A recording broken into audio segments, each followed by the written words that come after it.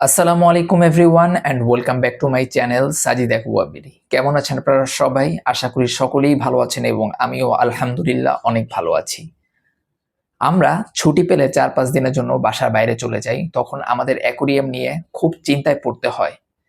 তো আজকের ভিডিওতে আমি আপনাদের কিছু ট্রিক্স এবং টিপস দিব, যেটা যদি আপনারা ফলো করে থাকেন আশা করব ছুটিতে গেলেও আপনার ট্যাঙ্ক, মাছ, গাছ সবগুলোই সেফ থাকবে। তো চলুন কথা না বাড়িয়ে ডাইরেক্ট ভিডিওতে চলে যাই। আজকের ভিডিওটা আমরা দুইটা ভাগে ভাগ করেছি, একটা হচ্ছে ফিশ ট্যাঙ্ক আর একটা হচ্ছে প্লান্টেড ট্যাঙ্ক। প্রথমে আমরা ফিশ ট্যাঙ্ক নিয়ে কথা বলবো। ফিশ ট্যাঙ্কে আপনারা প্রথম যেটা করতে হবে, যাওয়ার আগে আপনারা ওয়াটার চেঞ্জ করবেন 40 থেকে 50%। এবং সেকেন্ডলি যেটা করবেন, আপনার ফিশ ট্যাঙ্কের যে লাইটটা থাকবে ওটা অফ করে দিয়ে যাবেন, কেননা আমরা ফিশ ট্যাঙ্কে ফিশ দেখার জন্যই মূলত লাইটটা দিয়ে থাকি। সো লাইটটা জ্বালানোর দরকার নেই, যেহেতু আমরা বাসায় থাকবো না।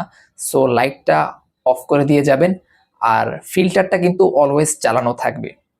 অ্যান্ড থার্ডলি যেটা করতে পারেন, এটা বোনাস হিসাবেই বলা যায়, আপনার যদি কোনো এক্সট্রা এয়ার স্টোন থাকে সেটা আপনি ফিশ ট্যাঙ্কে অ্যাড করে দিতে পারেন। এটার জন্য আপনার ফিশও ভালো থাকবে। চতুর্থ হচ্ছে, যাওয়ার আগে আপনি আপনার মাছকে কিছুটা খাওয়াই দিতে পারেন। অনেকেই ভাবতে পারেন আগামী কিছুদিন আমি বাসায় থাকবো না, সো আজকে একটু বেশি খাবার দিয়ে যাই। এটা কিন্তু ভুল। এর কারণে আপনার মাছ কিন্তু তার খাবারগুলা খাবে, এতে অতিরিক্ত খাবারের কারণে মাছগুলা মারাও যেতে পারে এবং কিছু খাবার দেখবেন উপরে ভাসতেও থাকবে। যদি না খায় তাহলে কিন্তু আপনার পানিটাও, ওই খাবার পচার কারণে পানিটাও নষ্ট হতে পারে। সো আমি বলবো আপনি রেগুলার যতটুকু খাবার দেন অতটুকুই দিবেন। আর যদি আপনার ট্যাঙ্কে ছোট মাছ থাকে, লাইক কার্ডিনাল টেট্রা, নিয়ন টেট্রা, এম্বার টেট্রা, এগুলাকে ৪-৫ দিন খাবার না দিলেও কোনো প্রবলেম হয় না। আর এর চেয়েও বেশি যদি আপনি আপনার বাসার বাইরে থাকেন, তাহলে আমি বলবো আপনার ট্যাঙ্কে একটা অটো ফিডার, যেগুলা বাংলাদেশের মার্কেটে এখন অ্যাভেলেবেল পাওয়া যায়, তো ওইগুলো একটা লাগাই দিতে পারেন। ওইগুলা প্রতিদিন টাইম হিসাবে আপনার ট্যাঙ্কে খাবার দিয়ে দেবে এবং মাছগুলাও খেতে পারবে। আর যদি আপনার ট্যাঙ্কে বড় ফিশ থাকে, লাইক ডিসকাসের মতন ফিশগুলা, আমি বলবো অবশ্যই আপনি একটা অটো ফিডার ইউজ করেন। এতে দেখবেন আপনার মাছেরও কোনো ক্ষতি হবে না, আপনি বাসায় ফিরেও দেখবেন আপনার মাছগুলা সুস্থ আছে।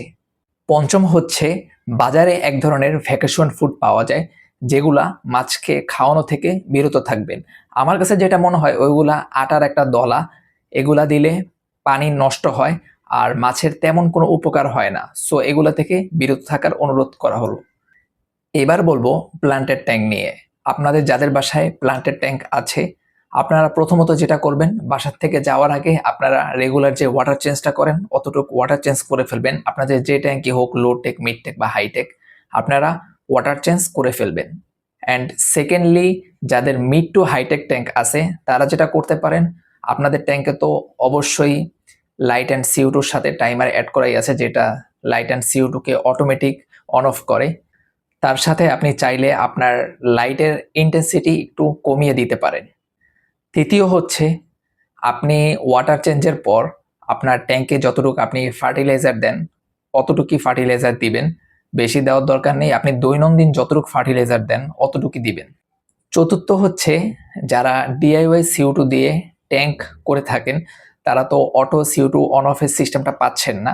আপনারা যেটা করতে পারেন, আপনি যাওয়ার আগে আপনার CO2টাকে ফুললি অফ করে দিয়ে যেতে পারেন, আর লাইটটাও অফ করে দিয়ে যেতে পারেন। যদি আপনার কাছে টাইমার থাকে, আমি বলবো অবশ্যই আপনি লাইটটা টাইমারের সেট আপ করে দিয়ে যান, যাতে প্রতিদিন সময় মতো অন অফ হয়।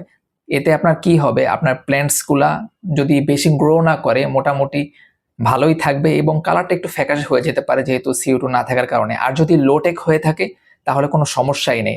অ্যান্ড আপনার কাছে যদি একটা টাইমারও না থাকে, আপনি যদি হাত দিয়ে লাইট অ্যান্ড CO2 অন করে থাকেন, আমি বলবো দোনোটাই অফ করে দিয়ে যান। আপনার ৪-৫ দিন বা ৬ দিনে খুব বেশি সমস্যা হবে না। প্ল্যান্টসগুলো একটু ফ্যাকাশে হয়ে যেতে পারে, আর আসার পর যদি আপনি প্রপারলি আবার লাইট অ্যান্ড CO2 দেন, আশা করা যায় ওভারকাম করা পুরো পসিবল।